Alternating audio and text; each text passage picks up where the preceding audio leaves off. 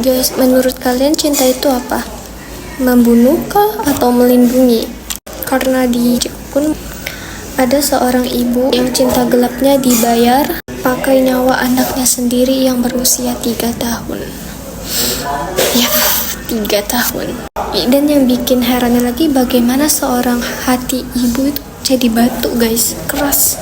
Sampai bisa-bisanya tega sama anaknya sendiri. Dia ngasih anaknya ke orang lain yang mana tuh bukan bapak kandungnya. Lalu membiarkan dia dipukul, dilempar dari tebing, dan dicekik hingga meninggal.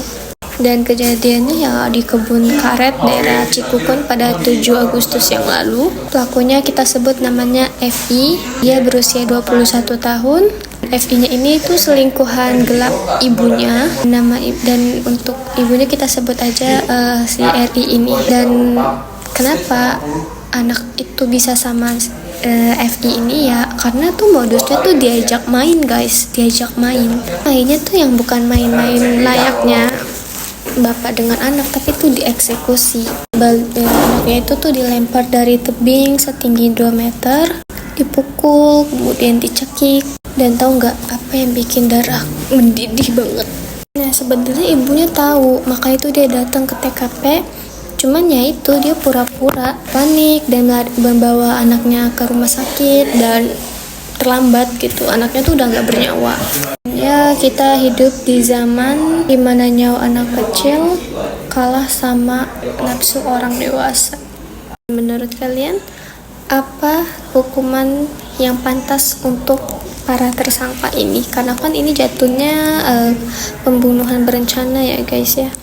Apakah kalian setuju bahwa mereka dihukum mati? Kalian bisa pilih gerak, atau kalian memilih untuk hukuman tersangka penjara seumur hidup? Kalian bisa pilih grade. Kalian bisa diskusi di komen di bawah. Dan anak yang berusia 3 tahun itu nggak ngerti apa itu cinta, apa itu dosa, tapi anak itu meninggal karena 2 orang yang saling cinta. Dan kalau kalian gak marah, ya berarti hati nurani kalian juga udah mati juga.